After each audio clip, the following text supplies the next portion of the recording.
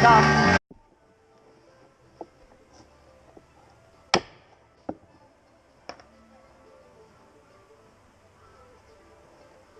Why don't you start with that one? It's the skinniest. Ah.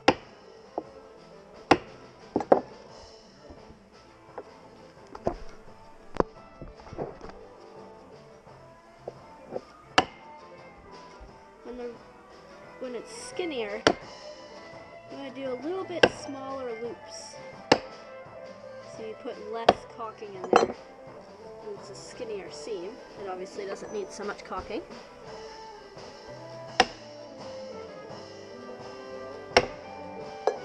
I did this hatch yesterday, and it's a little bit skinnier. It's not quite as thick of decking. It's a little bit skinnier of decking, so I had to put, you know, thin, small rows like this in it as well.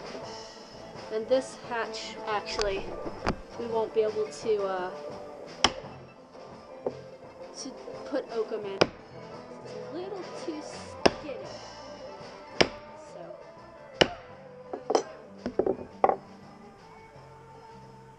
now then I go back and set it all.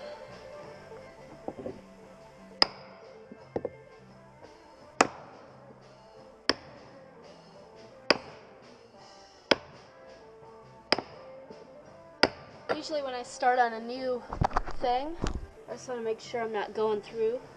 So I just sort of check and make sure there's no breakthrough. I already checked, but just in case, I kind of look underneath. So this is the seam I'm working on right here, and this seam right here, and it looks like I'm not breaking through, so that's good. You also want to check and make sure that the seam isn't pulling apart underneath.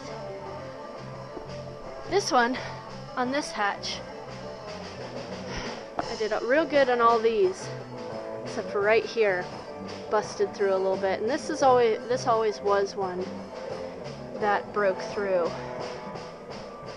But this hatch is actually going to have regular caulking and not Jeffrey's marine glue. So. Alright, we're going to go play music at the church in the morning after. Only it's the night before. Yeah. It's the night they're up. Yeah.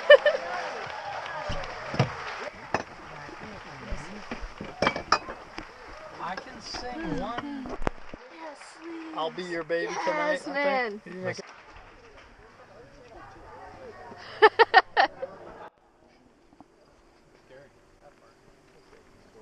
Good. And see, do you remember, Alan, a couple years ago, this church was in the same condition as that one over in Oceanville.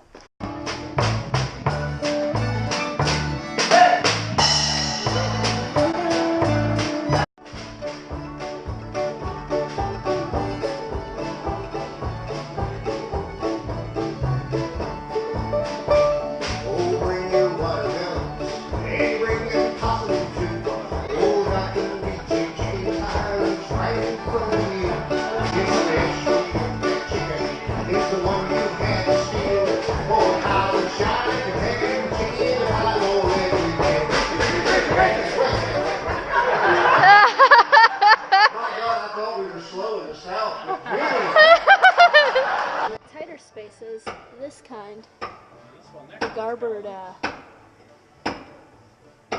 whatever this is called, works good for tight spaces.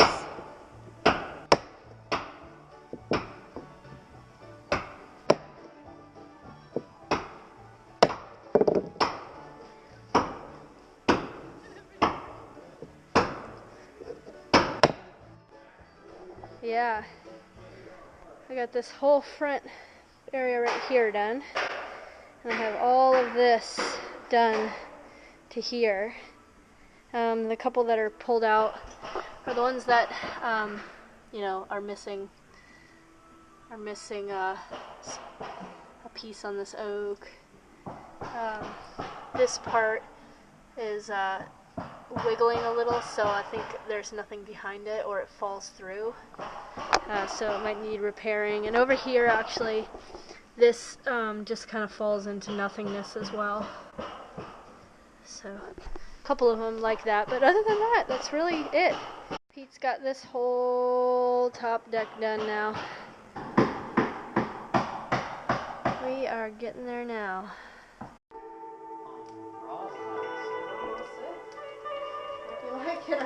they have different ones for different humidities. Right, and But what they say is you want rosin on your bow, but not on your strings.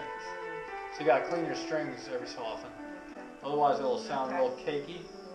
But you want it on your bow. But if it gets built up on your strings, you won't wipe it off a little. no, that'll need tuned.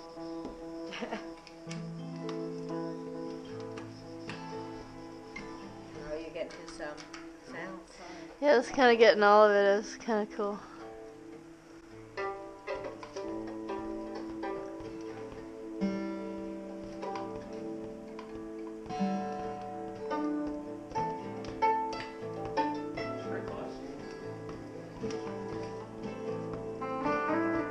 What key is that? Do you know the key it's on? A minor. A minor to F and then a G.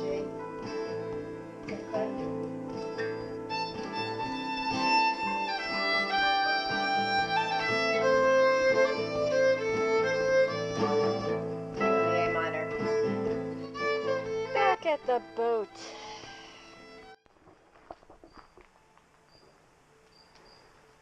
Alright, setting up our little stove, which we are going to cook the tar on. Moth. So we're going to heat up the tar in this tea kettle. Hopefully, we're going to try it. Heat up in this tea kettle, get it nice and hot, pour it into this one, which then is going to be the one that we're going to hopefully pour the tar in the seams, and then use this tool to sort of smush it down. Although I think you just pour it and let the bubbles come up, is what it suggested. Right. And then the second pour, it reheats it up. It reheats it up again. Don't. I just. There's nothing. I know, I thought about that. There's nothing. And then you reheat it up again, and I guess the bubbles come up to the surface, and you scrape it out. So we'll see. We shall see. My cotton.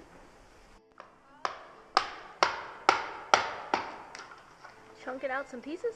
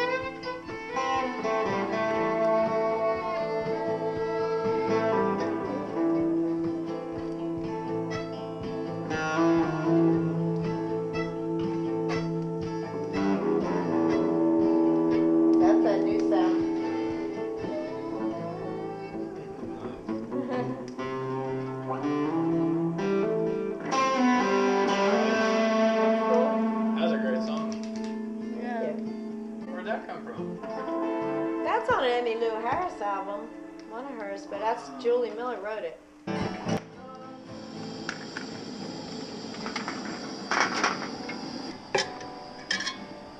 It's just to kind of clean out. That funnel's almost perfect. Yeah, hopefully. And it's not going to get clogged because there's such a big opening. That's what I was hoping for.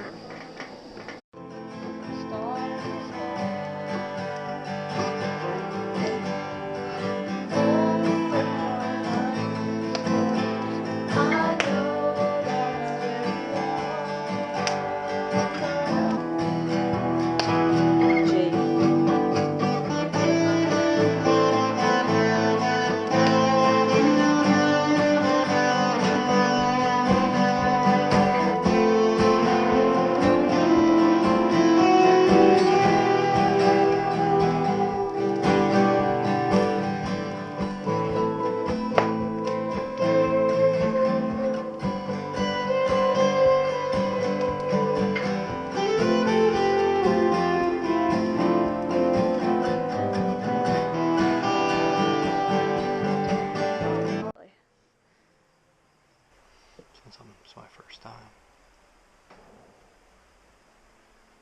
Oh man, this is perfect.